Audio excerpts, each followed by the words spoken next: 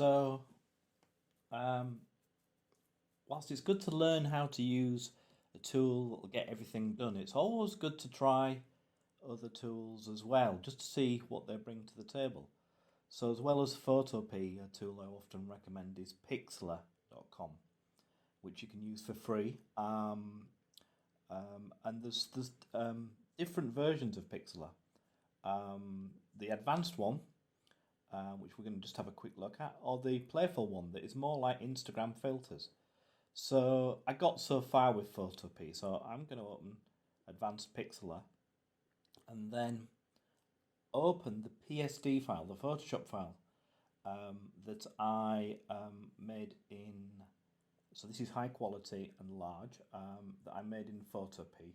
Now what's interesting about this is the layers kind of work the same way. And I can add new layers, and by clicking on the three dots I might change the blend mode.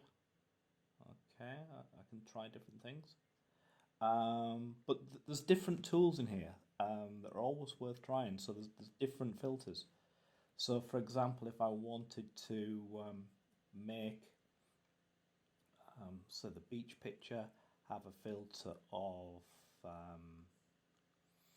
what have we got, vignette, to pull in the sort of, make it sort of darker on the outside. That's quite nice. And I might look at this. Let's see if there's any different adjustments.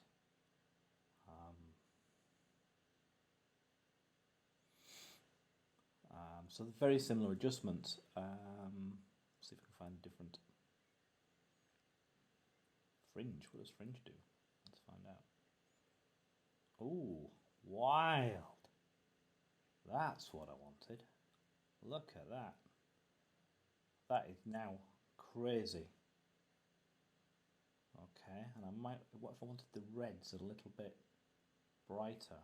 I've got to take into account the fact, oh, there isn't a blend mode on that. Okay. If I look at the adjustment, there'll be a hue and saturation. And what if I take up the saturation? Is that working? Oh no, because I've got the wrong layer selected as usual. So let's have a look again. Hue and saturation. Look at that, it's bringing out more of the reds. Might want it. Yeah, that's okay. What if I change this slightly? Oh wow. Okay, so already I've used Photopea for the bulk of the work, but then just go into another tool to take it in a different direction. So this is looking more crazy. That's almost like fire. So now I'm going to save this, and we can save it now. It calls it a PXD, which is Photoshop compatible, I believe. So I'm going to call this, it was Killer Whale, wasn't it? So I'm going to call it Skull Red Fire, and let's see how's that. It'll take a little while because it's a big file, but I'm going to do the same thing. There we go.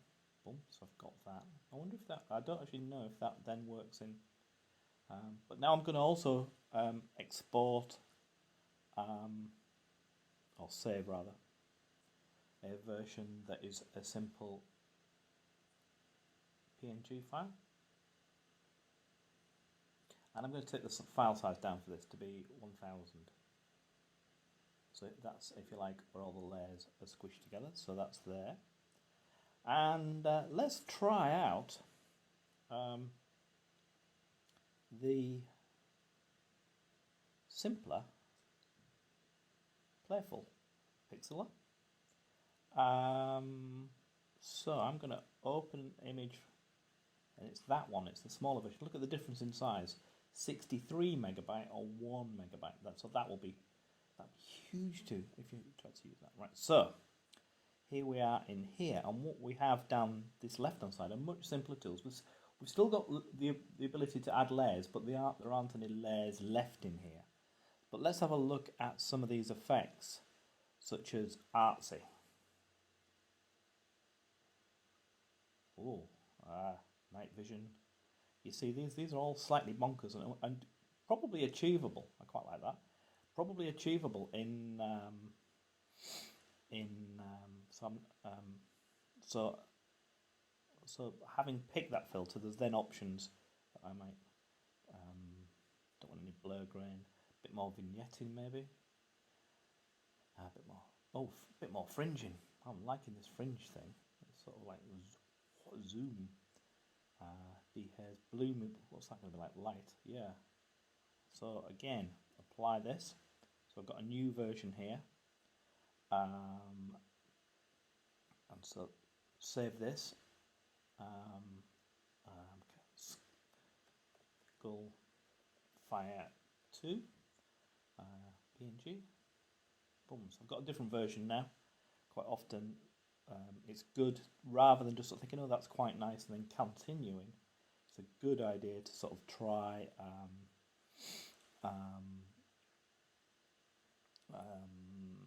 saving versions so that you can actually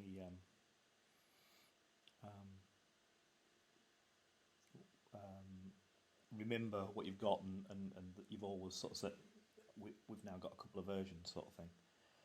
So we've got similar sort of adjustments. So which tool you use is completely up to you, but it's always worth trying different tools. And so finally, we could have a look at a tool like Photomosh,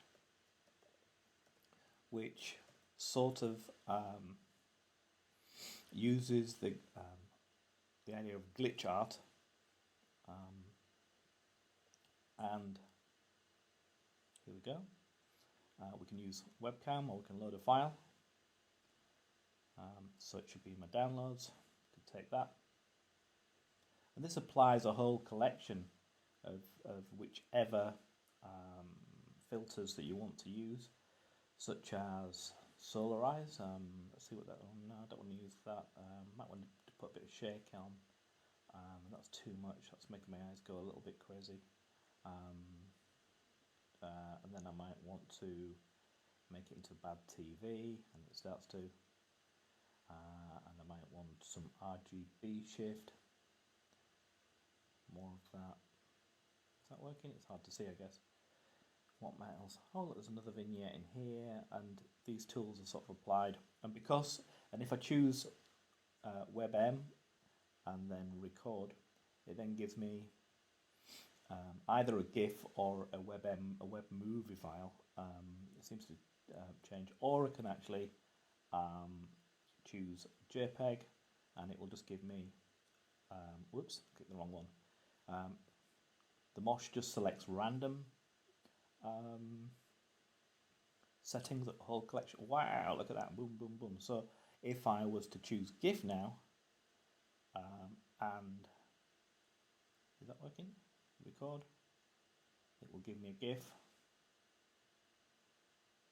Or if I choose JPEG, it'll give me a picture, just one of the pictures from the animation.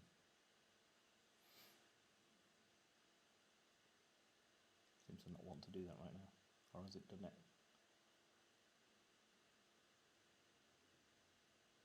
Can't get it to work. Click on GIF, click on JPEG, and save. Oh, there we go. Oh, it's just taking a while to get there. So, yeah, lots of fun to be had by taking your images. I quite like the black and white there, and I really like that as well. And this, again, might not be the end point. We might then take this on into a movie package and add a tint to it. So try lots of different tools and see what you get. See where you end up.